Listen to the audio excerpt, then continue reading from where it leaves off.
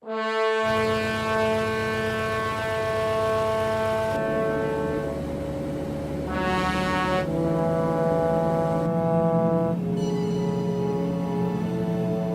qué la gente cree en vos? Creo que tuvimos el mensaje correcto en el momento adecuado. La gente estaba hastiada de los mismos de siempre. Y nosotros tuvimos ese mensaje de cambio. ¿Por qué el gran apoyo popular? Porque sabe que somos auténticos y sabe que no buscamos nada para nosotros. A mí no me interesa.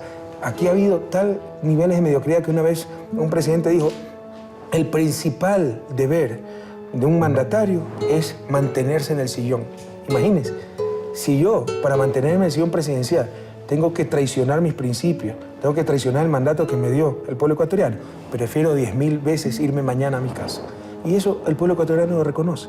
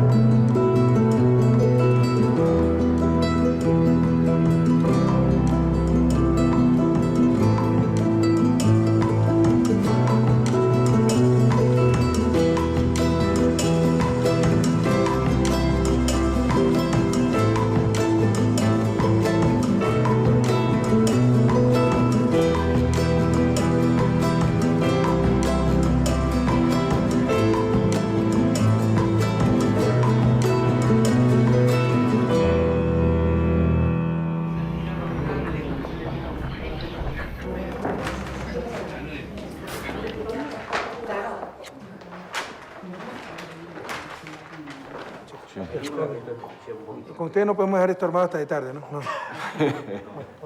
¿Quieres armarlo? Esta es la sala del no trabajo. Aquí solo uno viene de protocolo, así que no hay problema. No, me dijeron que la sala de trabajo es una sala con los adelantos más importantes de la tecnología. Y vamos a contratar un sistema satelital para poder controlar las obras públicas en tiempo real. ¿Sí? Si no, no avanza, olvídate. Bueno, estuvimos, no sé si recordás, hace poco en la reunión de presidentes de Sudamérica. Y uno cuando miraba la mesa, veía que ahora tenemos en América Latina un conjunto de presidentes que no son tradicionales. Tener un presidente campesino, un presidente obrero metalúrgico, un presidente obispo, que ya es como una... Pero eso me preocupa, creo que América Latina está retrocediendo a sus épocas más conservadoras, porque ahora tenemos militares y curas en el poder, como siempre, no hemos avanzado después de 5 siglos. Pero entre estas cuestiones militares atípicos y curas atípicos... Y esa es la diferencia. Y te acuerdas que en una época eran todos abogados o eran todos militares. Ahí había 2 médicos, por ejemplo, lo cual no es poco, pero también entre los no tradicionales... ¿Cuáles son médicos? ¿Tabaré y qué más? Tabaré y Bachelet. Ah, claro, pues Michelle, claro. 2 mujeres presidentas. Sí. Bueno, con historias muy diversas y realmente hasta que se traten de compañeros, sí, hermanos... Un líder sindical en Brasil, un líder cocalero e indígena en Bolivia, un militar atípico, un obispo, y hasta un economista en Ecuador, ¿qué es eso? Primer economista en la historia del país. Sí, y lo poco tradicional es no solo que vengas del mundo académico, te lo dice alguien que también viene del mundo académico, sino también vengas de una familia modesta, digamos. uno imagina otras épocas de América Latina con militares o abogados, o uno imagina presidentes que hacen una carrera política en un partido político. Vos no lo hiciste. ¿Cómo es eso de llegar a la presidencia a través de otro camino? Yo sabía que tarde o temprano iba a ser algo. Entonces y además que siempre desde la sociedad civil activé, o sea, quería hacer presencia en la vida del país, ya sea como académico, con mis escritos, o en un momento dado con la resistencia civil, como pasó contra el gobierno de Gutiérrez, con los forajidos. Yo estuve en las calles, estuve a 100 metros del Palacio de Gobierno, nos llenaron de gases lacrimógenos, a pocos metros míos cayó el periodista García, que falleció. Pero eso implicó un alejamiento de esas, si tú quieres, corrientes de poder, y como que si estuve al lado de ese camino. Mira, yo siempre tuve inclinación hacia la política. Desde el colegio siempre era presidente de curso, presidente de los estudiantes, en la universidad. Incluso en la universidad fui presidente de todas las universidades particulares del Ecuador. Y se vislumbraba una meteórica carrera política. Cuando estaba acabando la universidad tuve muchas propuestas ya para participar como legislador o a gobiernos seccionales, pero yo sí veía la mediocridad de nuestra clase política y dije, tengo que prepararme primero.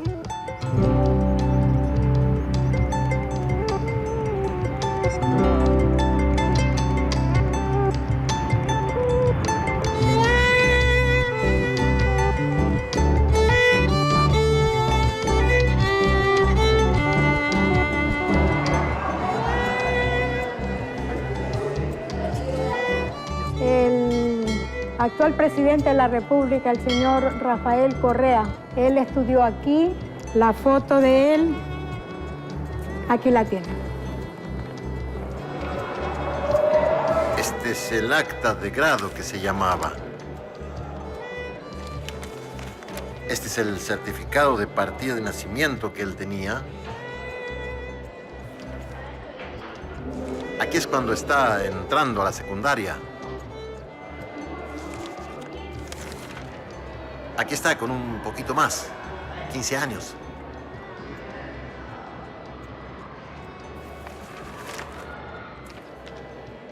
Ya está en el penúltimo año de la secundaria cuando él comienza a involucrarse en aspectos de servicio a la comunidad. Hay ciertas materias que las descuida un poco.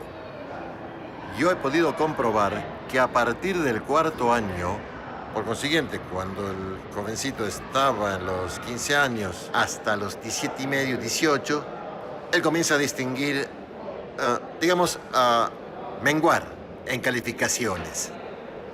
Pero es que era obvio, estaba ocupando más tiempo en aspectos de carácter social, se vinculó con aspectos de servicio a la comunidad, en retiros, igualmente en Boy Scouts, y todo ese tipo de actividad que conlleva otros tiempos. Trabajaba con 171 grados bajo cero. Yo a Rafael lo recuerdo desde pequeño. Recuerdo que él usaba el uniforme azul, usaba unos lentes grandes. Ver a Rafael Correa sí es ver el comportamiento de un scout, la solidaridad con los pobres, con los que no tienen, que yo entiendo que esa es la mayor meta que tiene él, de trabajar por los pobres, porque tengo entendido que él sí ha visto y ha vivido con esa gente pobre. Es una de las pocas personas a las cuales la presidencia de la República no lo ha cambiado. ¿Por qué cree en mí? Te insisto, o sea, porque ve, primero, que soy alguien como ellos.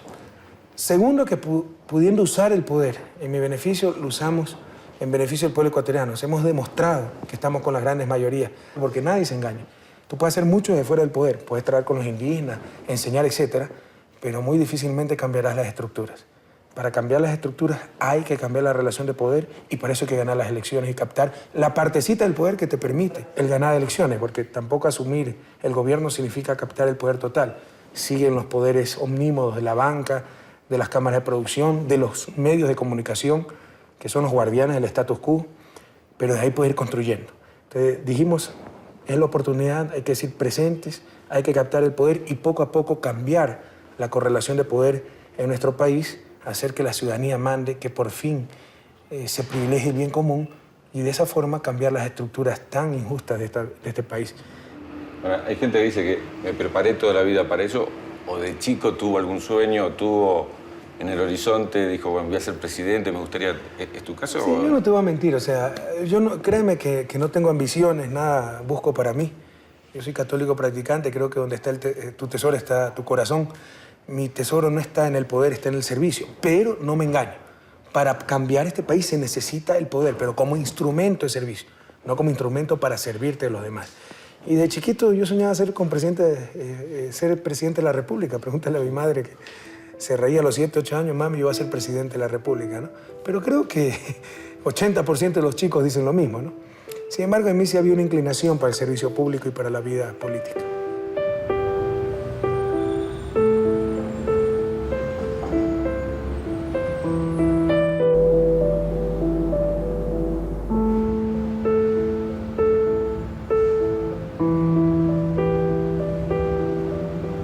Aquí vivió Correa en esta humilde casa. Rafael, de chiquito, era, como todo niño, pues cariñoso, le gustaba jugar, pero le gustaba desde chico, como que investigaba, muy preguntón.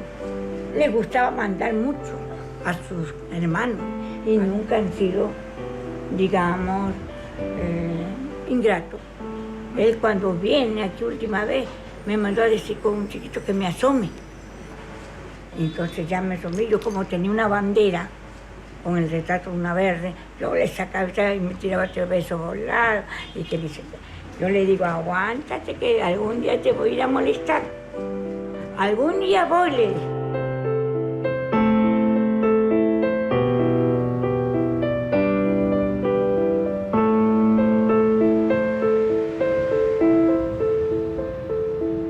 No nos gustan mucho las formalidades. En lo personal hasta, sí, tal vez malo, no es muy político lo que voy a decir, pero o sea, yo prefiero reunirme 10.000 veces. Me agrada reunirme con indígenas, con vendedores informales, con obreros, la gente sencilla de nuestro pueblo. Me cuesta mucho reunirme con los pelucones y con las oligarquías ecuatorianas con las que hay que reunirse, porque manejan sectores de poder y pueden echar a perder el país.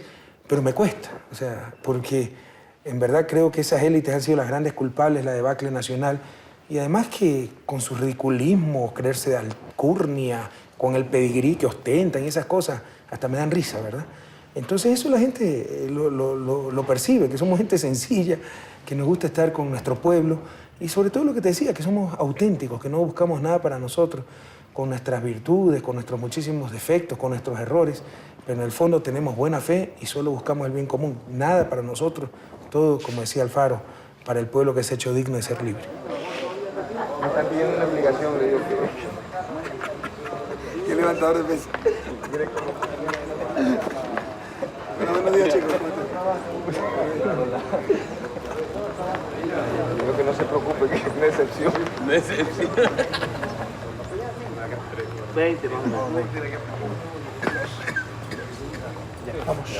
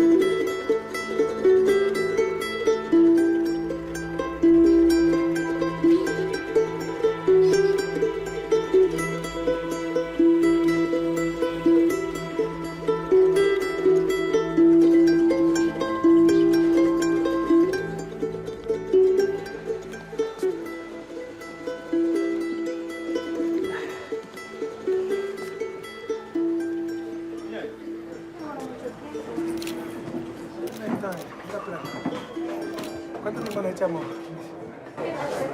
Teniente, ¿sabe cuánto tiempo nos echamos? ¿Cuánto tiempo nos echamos?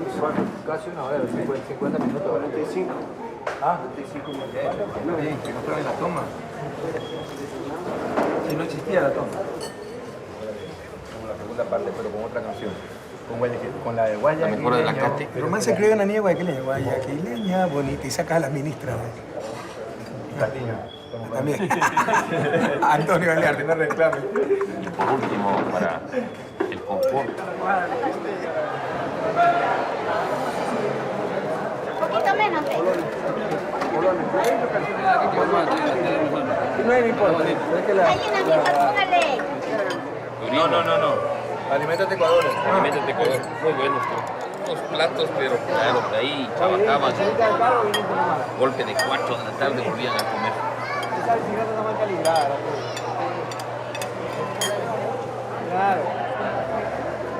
¿Tienes ahí, Gracias, señora. Para un lado de hidrógeno. Rafael.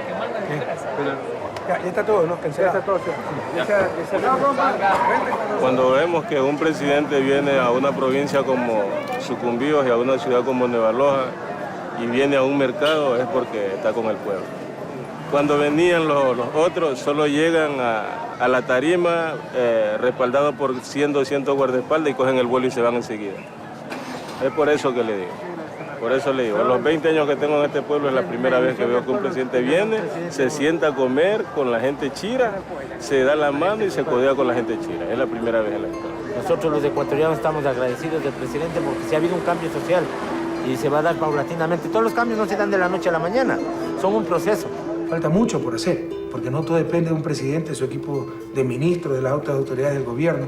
Hay una burocracia anquilosada que no tiene sentido de la urgencia, hay estructuras caducas, leyes que están hechas para que no hagas nada, pero poco a poco vamos superando esos obstáculos. Y sí te puedo decir que somos un gobierno, al menos para los parámetros de gobiernos ecuatorianos, altamente eficientes, y cuando logremos cambiar esas estructuras, cuando tengamos nueva constitución, nuevas leyes, etc., podemos ser muchísimo más eficientes aún.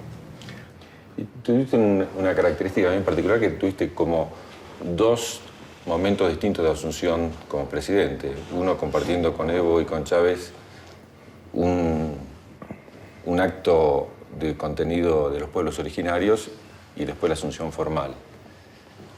Proviniendo, como tenés una formación católica muy fuerte, digo, el primero de los actos, ¿qué simbolizó ese entrecruzamiento entre tu formación y ese homenaje que te brindaban los pueblos originarios? Como te insisto, o sea, nos gusta estar mucho con nuestra gente. Y para mí ese fue la primera investidura y tal vez la definitiva. Nuestra gente dándonos el poder, nuestra gente dándonos el gobierno, nuestra gente dándome la asunción al mando, ¿no? Y lo organizó eso la prefectura de Cotopaxi, donde yo viví, en Zumbagua, que el prefecto es indígena y fue mi alumno en Zumbagua. Entonces estaba lleno de indígenas de todas las partes del país, pero también montubios, afroecuatorianos y ciudadanos comunes y corrientes. Entonces para mí fue un acto de profunda trascendencia. Ellos invitaron a Evo y a Hugo y con todo gusto aceptaron participar. Entonces ellos escogieron quiénes iban, ellos organizaron toda la ceremonia. Entonces para mí fue un acto de profunda trascendencia, te insisto, y probablemente la primera y definitiva asunción al mando. Con ansiedad, las personas esperan la llegada de su presidente. Es que hoy se entregue el poder al mandatario. Hoy se entregue el bastón de mando, como ancestralmente se lo hacía. Hoy, aquí en Zumbagua, se entregue ese poder a Rafael Correa. Con una camisa blanca bordada, hace su ingreso a la plaza de Zumbagua el presidente Rafael Correa. Pues van a proceder estos momentos a la limpia al presidente Correa y se complementa con los tres principios básicos de la cosmovisión andina del mundo quichua: Amayuya, Amashua, Amaquilla. Vemos pues como en este momento colocan las cintas que se orientan hacia los 4 puntos cardinales. Los yachaks están ya en pleno ritual de limpieza al presidente Correa. Este ritual simboliza pues la entrega de la energía positiva. Este es un momento histórico realmente para la comunidad Zumbagua, en la que se han dado cita los mandatarios latinoamericanos para llevar adelante este acto especial en que los pueblos indígenas del Ecuador están entregando la buena energía para que el presidente Rafael Correa pueda ejercer su mandato como los ecuatorianos queremos, como los ecuatorianos esperamos.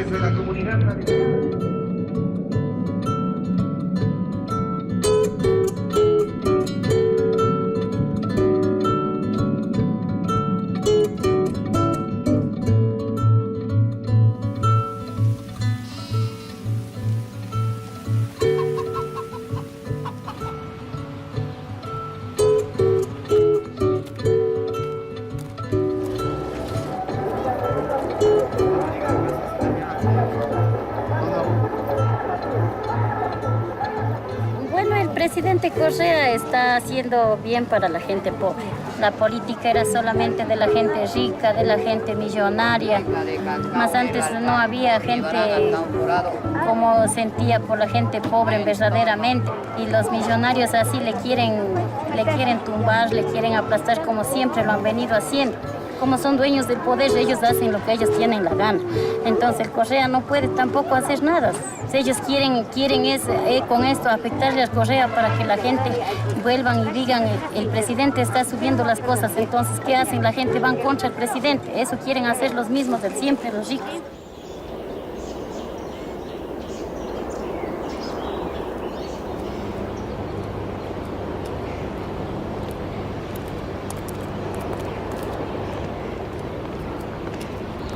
Bueno, esta es la comunidad salesiana. Aquí vivía el compañero presidente de la República, porque en esa temporada era compañero, vivíamos, caminábamos juntos, con los educadores nos daba clase, entonces esto fue la casa que él vivió, pero ahora ya está pintado, ya está un poco modernizado, también el patio era de tierra, entonces él vivía con los padres salesianos de Sumbawa. Es una persona muy inteligente, escucha a la gente y creo que todo cambio necesita intranquilidad a la gente, nos incomoda. Espero que estos cambios que él está proponiendo, y estoy seguro que va a ser en beneficio. Estos cambios no va a dar de 1 año a 2 días, digamos 2 años, 3 años, sino ni en el periodo de él. Los cambios veremos después del periodo de él. Entonces, pero el fruto del trabajo está haciendo y esperemos que haga, pensando en la población pobre, ¿no? No solamente los indígenas somos pobres, también hay pobres mestizos también. Ese fue el principal desafío, hemos avanzado muchísimo en eso. Pero todavía falta avanzar. Este fue un país que se despojó, destruyó su soberanía. Aquí mandaban más los burócratas del Fondo Monetario Internacional que nuestra gente. No te imaginas a qué grado de entreguismo llegamos. La autonomía del Banco Central, autónomos con respecto a nosotros, pero totalmente dependientes de Washington, a tal punto que el Fondo Monetario tenía su oficina en el Banco Central del Ecuador. Si hubiera pedido una oficina, como ministro de Economía, probablemente me cobraban arriendo. Bueno, le daban la oficina sin cobrarle nada. Es decir, eran los mandamás en este país. Entonces fue recuperar esa soberanía. Y recuperando la soberanía podemos ser dueños de nuestro destino y ahí sí podemos atender a los más pobres, acabar con la inequidad, etc. Entonces en eso hemos avanzado mucho y por supuesto, concomitantemente, tenemos que luchar por el cambio de ese sistema económico que tiene mucho que ver también con la recuperación de la soberanía y por una mucho mayor justicia social. América Latina no es el continente más pobre, es seguramente el más desigual. Es el más esto desigual. Uno lo ve acá en Ecuador. ¿Qué es una política económica o son políticas sociales? Mira, no se puede entender, una una buena política económica no se puede entender sin una buena política social y viceversa. El economista que solo te hace números, ¿por qué crees que ha fracasado rotundamente las políticas públicas en América Latina y las políticas económicas en las últimas décadas? Porque ha estado en manos de tecnócratas que solo entienden de números y ni eso lo hacen bien. Se elevó a ciertos economistas ortodoxos al grado de sumo sacerdote y sin que tengan la visión integral. Esto tiene que estar en manos de políticos con esa visión integral. La economía es una partecita. No se puede entender una buena política económica sin una buena política social. Entre otras cosas, por ejemplo, en el siglo XXI ya los factores de producción no es que son el que tiene más trabajo, el que tiene más recursos naturales, el que tiene más capital es el que más se desarrolla y crece, ¿no? Eso fue en el siglo XIX tal vez. Hoy es el que tiene más talento humano, el que tiene más cohesión social para tener un proyecto común, un proyecto nacional donde todos empujemos en el mismo sentido. Entonces te insisto, no se puede entender esa política económica sin una buena política social que dé esa cohesión social, que nos haga sentir a todos partícipes de ese progreso y de los beneficios de esa política económica, si no, esas políticas económicas son insostenibles en el mediano y largo plazo. Así de sencillo. Endureceremos leyes que impidan la corrupción, como la ley de enriquecimiento ilícito, y se las extenderá al sector privado, que también deberá justificar de dónde proviene su riqueza. Para esa lucha contra la corrupción hemos buscado y seguimos buscando los mejores hombres y mujeres que con manos limpias, mentes lúcidas y corazones ardientes por la patria dirijan las diferentes instituciones del Estado. Por lo que jamás olvidaremos los crímenes de los banqueros corruptos que nos quebraron.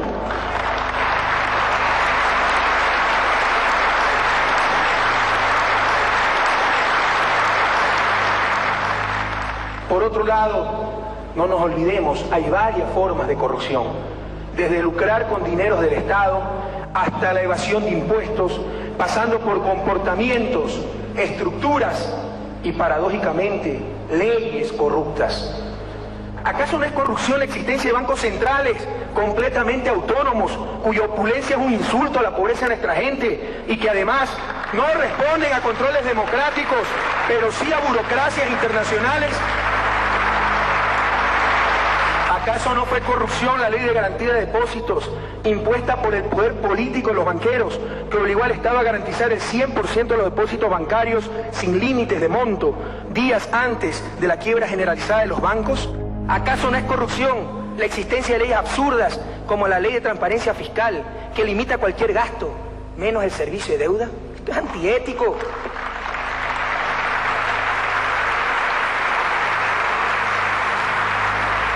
Sepan ustedes, compañeros presidentes, que si yo quiero reformar la educación, y cualquier reforma a la educación en este país empieza por pagarle más decentemente a los maestros, estoy rompiendo la ley.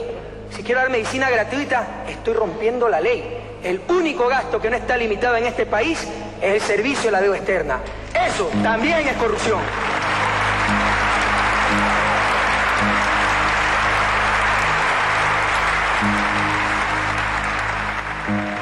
Por ejemplo, en el 99, aquí nos quebraron los banqueros. Eso es indudable. O sea, la mayor crisis de la historia la produjo la banca.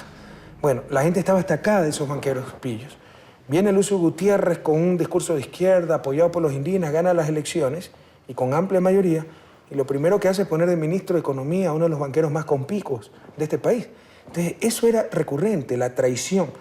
Entonces, imagínate, se vota por una opción supuestamente izquierda y nos aplican el programa de un candidato que sacó menos del 2% de los votos. Y eso ha sido recurrente en la historia ecuatoriana. Entonces, por primera vez, tal vez en los últimos 30 años de democracia, probablemente con la excepción de Jaime Roldós, gana un proyecto político donde un candidato dijo lo que iba a hacer, por eso votó el pueblo ecuatoriano y está haciendo exactamente lo que dijo. Es cierto que ha habido mucho discurso y me ha tocado contactar gente que la coincidíamos totalmente con ideas, y ya en el momento donde queman las papas, ¿no? Donde las papas queman, como decimos en Ecuador, han sido una total decepción porque falta de pragmatismo, de ejecutividad, etc. Pero nosotros somos muy claros en nuestros principios, pero también muy pragmáticos y muy objetivos. Y no hay contradicción en eso. Tú puedes ser un gran idealista, pero con los pies bien puestos sobre las tierras. Y nosotros tenemos los pies bien puestos sobre esta tierra. Y creo que hemos mejorado mucho en índice de eficiencia. Te puedo decir, por ejemplo, probablemente llegaremos este año al 80% de la ejecución del presupuesto en inversiones del gobierno central. Años anteriores se llegaba al 30%. O sea, esos son los grandes cambios que están pasando en el país. Entonces, no hay contradicción en eso. Y como tú has dicho, somos obsesivos con la eficiencia, con la seriedad, si se dice algo hay que cumplirlo. Para eso hemos diseñado importantes sistemas de control de gestión, de información, etc. Falta mucho por hacer.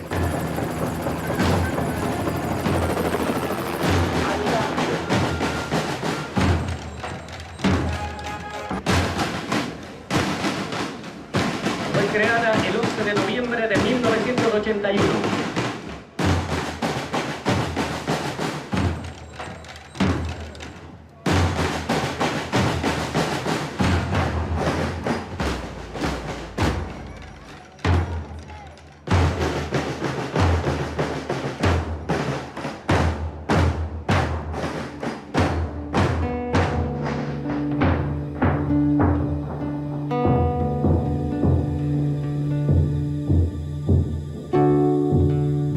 Nos recibió con inmenso cariño el Lago Agrio, muchísimas gracias. Luego presenciamos el desfile, muy bien organizados, demoró 1 hora exacta, porque hay desfiles que, Dios mío, que duran 5 o 6 horas. Pobres chicos, ¿no? Todo ese tiempo parado, no hay derecho. Entonces tenemos que dosificar el tiempo de los desfiles. También se le ha dicho a los directores de educación que las banderas, como hay que ponerse de pie por respeto a las banderas, que las banderas pasen, de todos los colegios participantes pasen un bloque al inicio y se para una sola vez para saludar a la bandera. No que pasan con cada colegio, uno tiene que pararse 30 veces.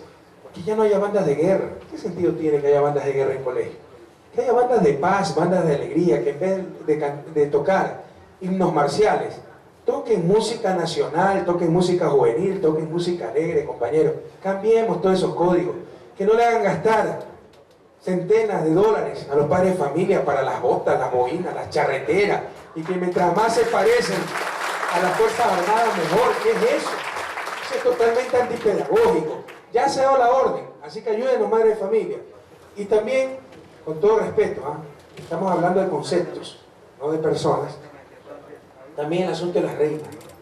Yo sé que primero me doy el gobierno antes de cambiar la costumbre del pueblo ecuatoriano de hacer reina para todo, ¿no? Reina de la tercera edad, bombillito de Navidad, las chicas de 5 años. ¿Pero qué sentido tiene poner a competir desde los 5 años a nuestras niñitas para ver cuál es más bonita? ¿Qué sentido tiene eso? Y las mujeres son calificadas en traje de baño. ¡Qué barbaridad! ¿Qué es eso? ¿Qué es eso, por favor? Y la que gana nuevamente trabajaré por los pobres, por la paz mundial, por las inequidades. ¿Qué sentido tiene eso? Si quiere trabajar por los pobres, no tiene que salir en bikini para que la califiquen. Váyase a una misión, váyase a una fundación, váyase a los barrios marginales de su país, etc. Erradiquemos eso, compañeros. Se lo digo con todo cariño, no tiene ningún sentido, es antiformativo. Se transmite antivalores. Yo sé que no lo va a poder cambiar, está muy arraigado en los barrios, en fundaciones. Bueno, ¿qué le vamos a hacer? Pero en nuestro sistema educativo es nuestra responsabilidad, ¿verdad? Entonces, esos son los grandes cambios también que necesita el país. Este es el cambio cultural, es lo más difícil para el desarrollo.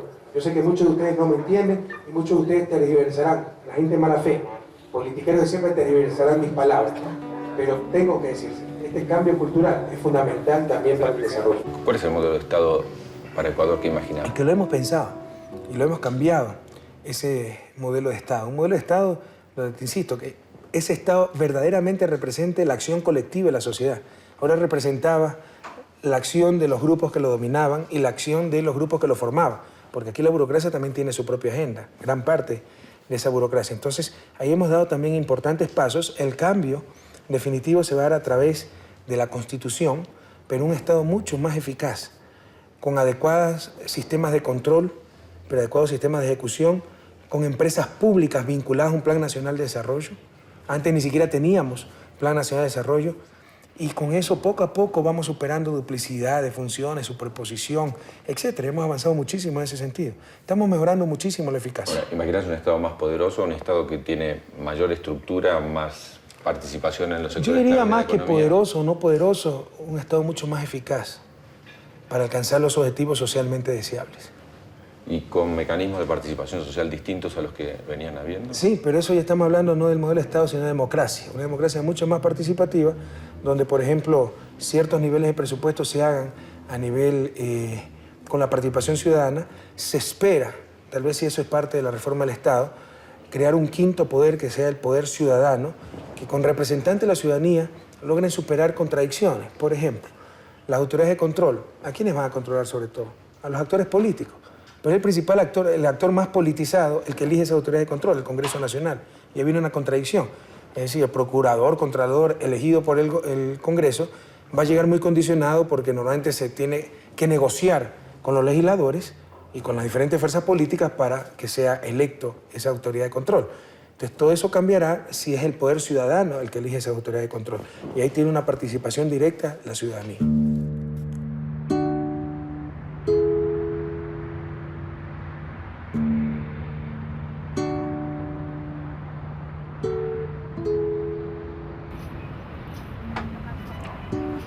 Aquí la política es que siempre va el dinero para los de arriba y el trabajo es para los de abajo. Siempre, por más que los gobiernos, por ejemplo, tengan buenas intenciones de hacer algo por el pueblo, no pueden porque siempre la oligarquía les oprimen. No.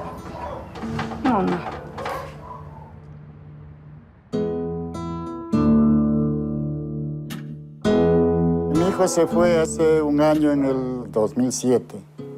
Sí. Él ahorita está trabajando en Pamplona. Ya. El trabajo de él está en construcción. Por ejemplo, mucha juventud que se gradúa y no tienen puestos de trabajo. Es por eso que ya la gente mejor trata es dejar las tierras propias y emigrar a otras partes.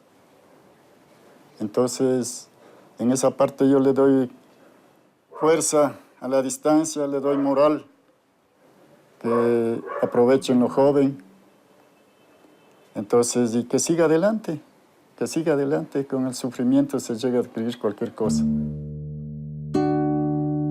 La familia junta hace un mayor, llena la casa, se tiene mejor comunicación y eso. Allá no se sabe si están bien, están mal, pueden estar ya hasta muriendo, ellos dicen estoy bien, igual nosotros.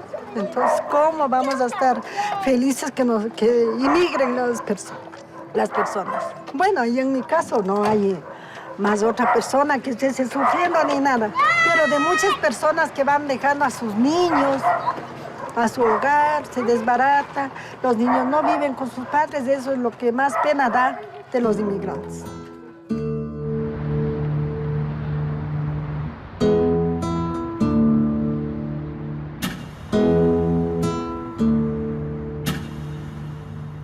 Vos hablaste en varios discursos, ¿no?, de una época de cambio en América Latina, sino un cambio de época. Así es. ¿Cuál es la esencia del cambio de época? Pero tú viste en los 90 cómo el desastre que fue América Latina por la aplicación de las políticas del consenso de Washington, y para que tú veas el grado de decadencia al que llegó América Latina, seguimos las políticas del consenso de Washington, consenso donde ni siquiera participamos. ¿Esto era consenso de quién?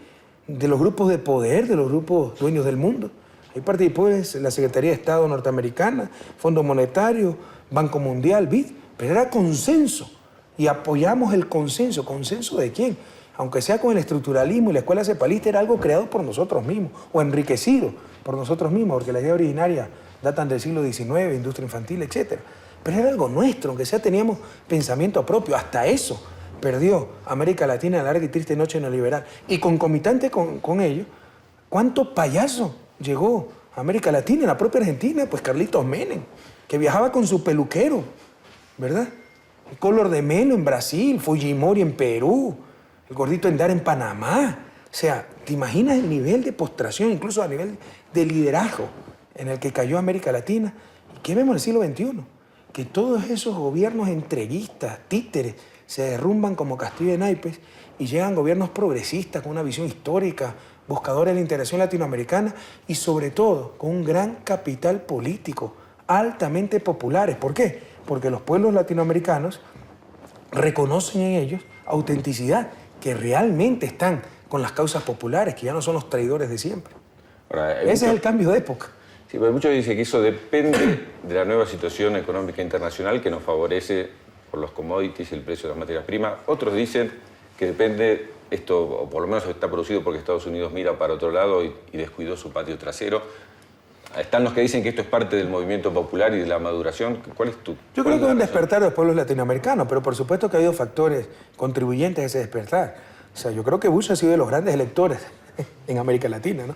Su política exterior ha sido tan torpe que ha despertado una gran reacción que ha ayudado a los gobiernos progresistas para lograr este cambio de orientación en América Latina. Con respecto a qué es la buena racha económica por alto precio de los commodities, ese es el cuento de siempre cuando llegan gobiernos que no están con el status quo, ¿no? Tratar de deslegitimar sus victorias, su aceptación, etc.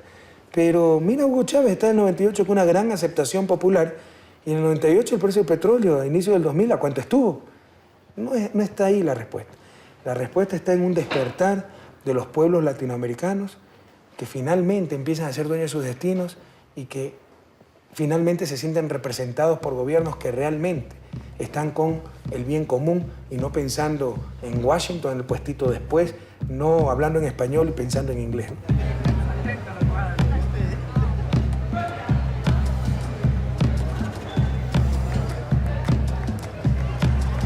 Así salió el comercio, compañero. Claro, árabe. Así salió el comercio. ¿Qué sucedió? Ahí tuvo que firmar dándoles a los peruanos. Y le hizo desaparecer a la planificación. Ahora no ponen en dólares, sino en barras de oro. Hay que ser estudioso de la historia. No hay que ser que me impostista. No como otros dicen, eso no me importa, yo soy zapatero y con mi oficio me gano la plata. No, señor. Tenemos que ver por la patria nueva. Si ustedes, carajo, se callan con la boca callada, no protestan, no levantan los puños, reclamando no precisamente rodillas, sino con el puño en alto, levantado a estos delincuentes, bandidos sinvergüenzas que han gobernado el país. ¡Viva la patria, señores! ¡Viva el pueblo ecuatoriano!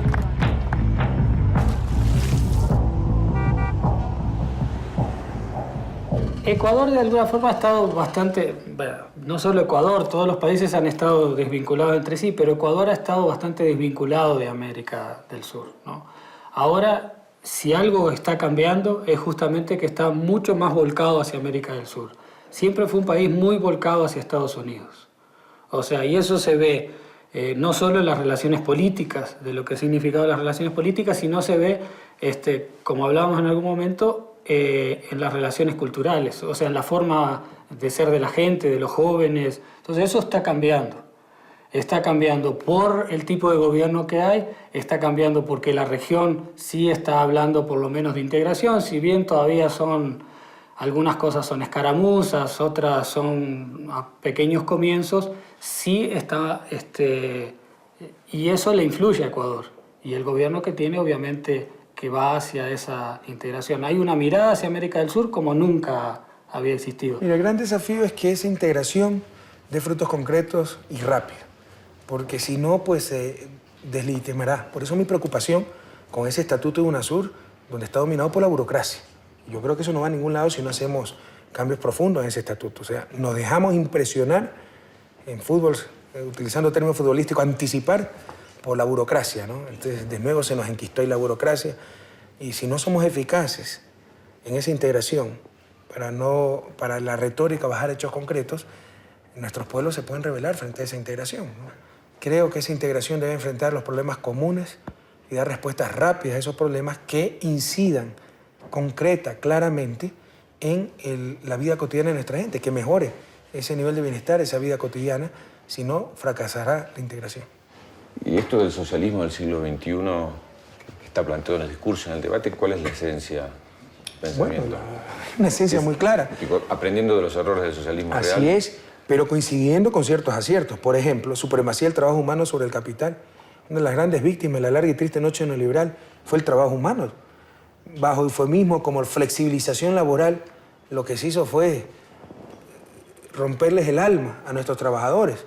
Aquí, cuando yo llegué al gobierno, se supone que el contrato por horas era diseñado para temporadas pico. Por ejemplo, una juguetería en época de Navidad te contrataba 3 semanas de 6 a 10 de la noche estudiantes universitarios. Esa era la filosofía del contrato por hora. Cuando yo llegué al gobierno, el reglamento que había hecho el gobierno de Lucio Gutiérrez para el contrato por hora decía que se podía tener hasta 75% de los empleados contratados por hora y de forma permanente. ¿Te imaginas eso? Sí. El trabajo humano no es un medio más de producción, es el fin mismo de la producción. No es que el trabajo humano debe estar en función de la necesidad de acumulación de capital. El capital y todos los demás factores de producción deben estar en función del trabajo humano y del ser humano. Una primera coincidencia. Segunda coincidencia, la búsqueda de esa justicia social, que debe ser un clamor impostergable en, como tú has mencionado, la región más inequitativa del mundo. Debe ser un eje transversal para todas las políticas públicas. ¿Qué hizo el neoliberalismo? En todas las políticas públicas exacerbaba esa desigualdad y lo pasaban como, bueno, la competencia, la ley del más fuerte, sálvese quien pueda. Absurdos que destrozaron, como te decía hace un momento, la cohesión social, que es una de las principales fuentes de ingobernabilidad en América Latina. Entonces, en todo eso coincidimos con los postulados del socialismo tradicional. ¿En qué nos diferenciamos? Que en el siglo XXI, pues, las armas son los votos y los ejércitos los ciudadanos. Entonces, el materialismo dialéctico, el cambio violento, la lucha de clases, etcétera, ya no puede ser más aceptado. Hoy el socialismo del siglo XXI está presentando nuevas concepciones de desarrollo. Por ejemplo, en nuestra concepción de desarrollo buscamos el buen vivir, el summa causa de nuestros pueblos ancestrales, que no es vivir cada día mejor que quién, que nuestros padres, que nuestros vecinos, sino vivir bien, en función de nuestros principios, nuestros valores. Entonces, también el socialismo del siglo XXI está ensayando nuevas nociones de desarrollo que se diferencian grandemente de lo que siempre presentó el socialismo clásico y obviamente el capitalismo.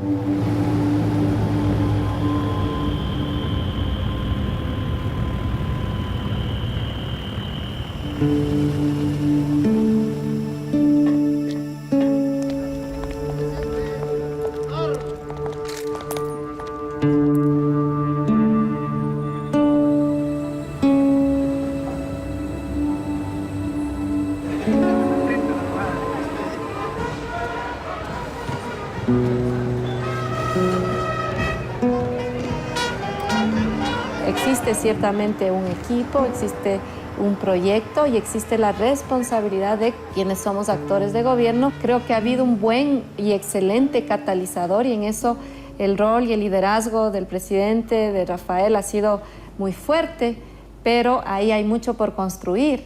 Hay que respetar un proceso de madurez de la propia gente y de ir consolidando esos espacios organizacionales en una estructura que tampoco es homogénea y que también hay que respetar.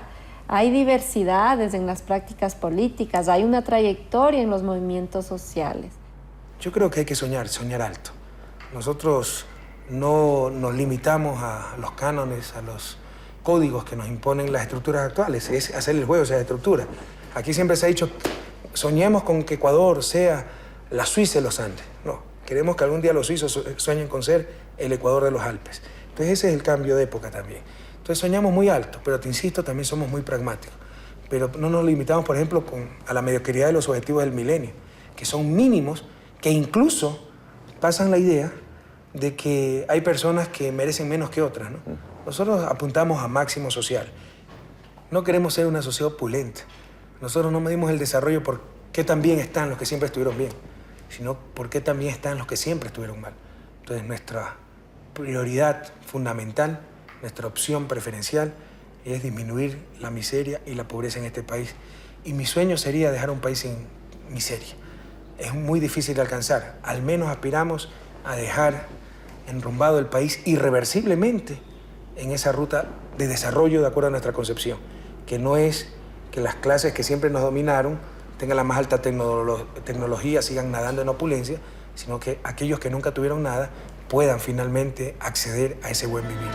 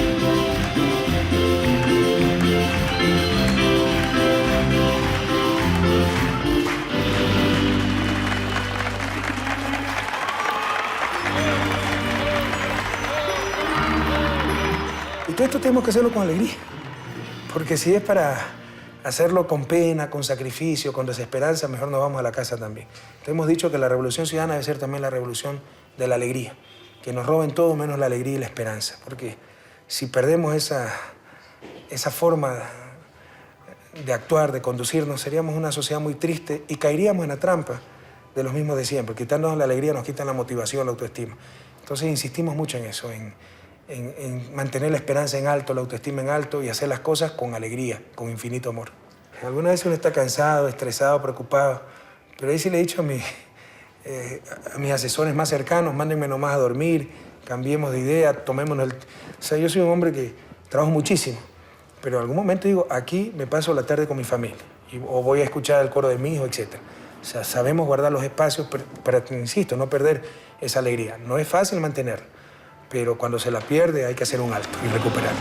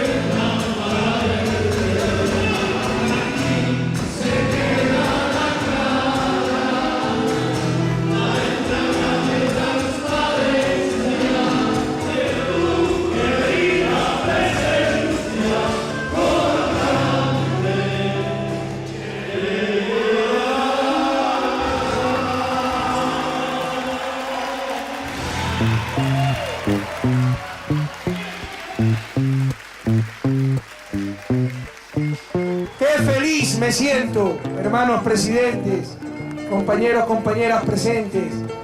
Qué feliz me siento. La historia cambió. No estamos hablando de reformitas, no estamos hablando de hacer menos mal lo mismo que se ha venido haciendo. Como lo dijimos en su momento, la patria vuelve, vuelve para todos, vuelve para los indígenas, vuelve para los migrantes, vuelve para los pobres, vuelve para los excluidos. Hoy los íconos de América Latina vuelven a ser los que siempre debieron ser. El más grande americano de la historia, Don Simón Bolívar, ese Eloy Alfaro, ese comandante Ernesto Che Guevara, ejemplo máximo de sacrificio, de entrega a los demás. Hoy vuelven los íconos que siempre debimos tener. Y como un milagro, se han derrumbado los gobiernos serviles, las democracias de plastilina, el modelo neoliberal. Y ha empezado a surgir esa América Latina altiva, digna, soberana, justa, socialista del siglo XXI, compañeros. Porque lo que vivimos no es una época de cambios, es un cambio de época. El servilismo, el entreguismo están siendo tirados, no por Evo, no por Hugo, no por Néstor Kirchner, no por Rafael Correa. Están siendo tirados por los pueblos de América Latina, donde siempre debieron estar, al basurero de la historia. No más servilismos, hagamos una verdadera revolución democrática, constitucional, pero revolución.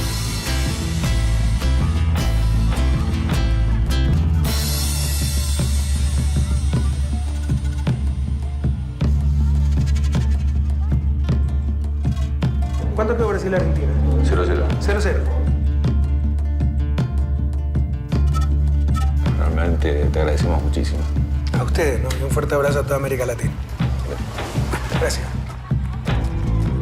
Muchísimas gracias. Bienvenido siempre. Gracias.